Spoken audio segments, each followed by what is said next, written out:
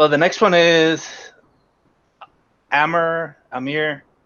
He says he has a client. Let's call him John Smith. He's recently launched a local coaching business, and he's marketing it on his new website, johnsmith.com.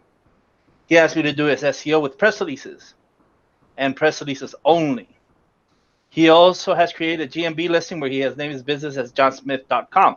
So his NAP looks something like johnsmith.com, 1, 2, 3, NAP, whatever.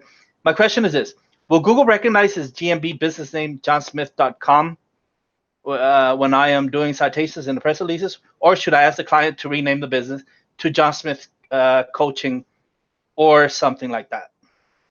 If you guys want to take a stab, I mean, I have my answer for this. Would you guys like to take a stab at this? No, my only one. I'm curious what you have to say here. I think the follow-on question. I'm kind of curious why he only wants to do press releases only for SEO, and then why he's asking that. But Marco, why don't you go ahead with your response for the NAP stuff? Yeah, first of all, your client shouldn't dictate how you do the shit you do. You do the way that you do. You can't allow your client. I mean, why is he hiring you as an expert and then telling you what to do? If you go to the doctor and you need an operation, you're going to be under sedation. You can't ask the doctor, all right, take me off sedation so I can tell you what the fuck to do.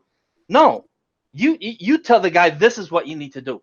Now, as far as this, branding it John Smith or johnsmith.com is perfectly fine as long as it's consistent throughout the web. That's going to be your entity, right? John Smith. Now, what you can do is you can relate the entity to coaching. How do we start that? Well, we do a branded drive stack where we take it and we associate the brand with all the keywords associated to the brand, right? And coaching, of course, would be the what I call the market level, the top market level keyword that he's after. If you do a good job with your schema, of course, on-site, siloing, and everything else that you're supposed to do according to the battle plan, the bot is going to know exactly what this is about. This is about John Smith, who is a coach. Now, here's where it gets tricky. What kind of coach? Because it's what kind of coach that can create ambiguity, because there are all sorts of coaches. There's life coaches, there's personal training coach, all kinds of coaching. So the one thing that you do have to be careful about is when you start talking about the coaching to the bot, which you do that with schema, you have to make sure that it's not ambiguous, that the bot cannot interpret it another way. Because when you do that, when you ambiguate, it's gonna cost you, or it's gonna take you 10 times the effort to get everything back the way it was, or the way it should be, than if you do it correctly the first time. It's perfectly fine.